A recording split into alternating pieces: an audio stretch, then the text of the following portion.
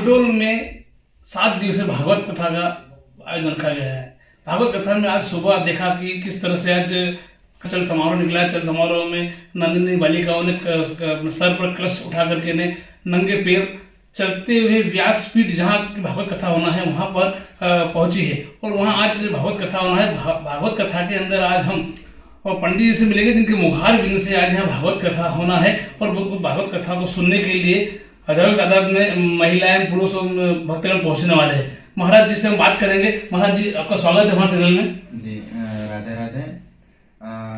ये गरवर पटवारी जी के द्वारा यहाँ आपके ग्राम कालिया पिटोल में 7 दिवसीय संगीतमय श्रीमद् भागवत महापुराण की कथा का आयोजन किया गया और जिसमें आज प्रथम ही दिवस है और कलश यात्रा के साथ शुभारंभ हुआ। और कलश यात्रा के साथ ही हमें लोगों का उत्साह देखने को मिला कि भागवत के प्रति लोग कितने उत्साहित हैं और बड़े भाव से वहाँ पर सारे जो भगवान के भक्त लोग हैं, भक्तगण हैं, वो आए और बालिकाओं ने कलश उठा करके और भागवत को गरवर पटवारी जी ने अपने सिर पर रखा और वहाँ का जो भ्रमण हुआ उसके बाद में काफ़ी सारे लोग उत्साहित हैं भागवत को लेके। और 7 दिनों तक भगवान का भजनों द्वारा और भगवान की कथा द्वारा विविध रस बरसने वाले हैं और सभी भक्तजन इसका आनंद लेने वाले हैं। बहुत कम उम्र है आपकी, उस कम उम्र के भागवत कथा कर रहे हो, किस तरह की प्रेरणा कहाँ से मिली आपको? जी ऐसा है कि जो हमारा जन्म था वो गंगा दशहरा और निर्जला 11 तत्कालीन तिथि थी हमारे जन्म की, जो ज्येष्ठ महीने में आती है। तो जब हमारा जन्म हुआ था तो हमारे जन्म के समय ही 5 भविष्य वक्ताओं ने भविष्यवाणी करी थी कि ये बालक 12 साल की उम्र में कंठस्थ भागवत जी के प्रवचन करेगा। तो कहीं ना कहीं हम जन्म से ही ये लेके आए हैं और कहीं ना कहीं हमारा जन्म ही इसी कारण हुआ है।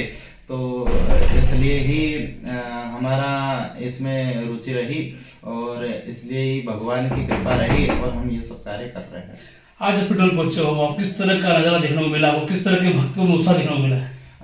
हम देख रहे हैं और बड़ा ही आनंद आ रहा है कि भगवान की कथा को लेकर भक्तों में बड़ा उत्साह है, देखने में बड़ा आनंद आ रहा है और दिल में भी बड़ी प्रसन्नता हो रही है। और बस यही 7 दिनों में कथाओं का इंतजार है कि निरंतर 7 दिनों तक भगवान की विविध विविध कथाएं चलेगी और किस प्रकार से आनंद बरसेगा सब भक्तों के साथ, बस उसी का इंतजार कर रहे हैं। मतलब वो के वश में है वस्तु भगवान की आज यहाँ देखने को मिल रहा है।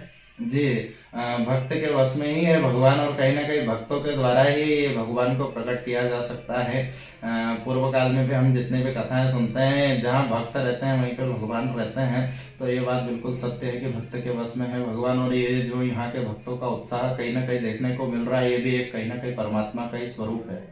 ये मध्य प्रदेश में पहली कथा के पहले लोग आ चुके हो, कहाँ से आए? ये हम देवास के रहने वाले हैं और ये हमारी यहाँ पे कई सारी कथाएं हो चुकी हैं और विगत पिछले साल पे हमने कालिया में पिटोल में ही कथा करी थी और वापस साल भर हो चुका है और वापस इस साल भगवान भागवत महारानी की कृपा रही और वापस भक्तों द्वारा इसी गांव में बुलाया गया।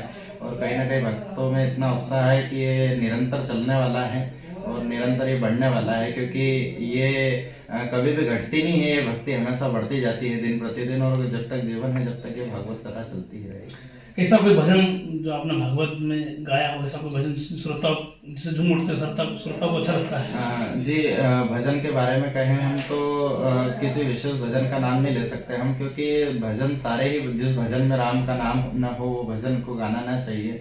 और जितने भी भजन रहते हैं सब भगवान के ही रहते हैं। तो ये श्रोतागणों में अलग ही उत्साह भजन के प्रति देखने को मिलता है और सारे ही भजनों में उनको उत्साह रहता है, किसी विशेष एक को लेके उनका कुछ नहीं है, सारे ही भजनों में वो बढ़िया आनंद लेते हैं। ऐसा कोई भजन जो आप गाना चाहोगे? हम तो सबसे बस यही कहना चाहेंगे, राम नाम बोलो मन हरे राम बोलो रे, श्याम नाम बोलो मन हरे राम बोलो रे।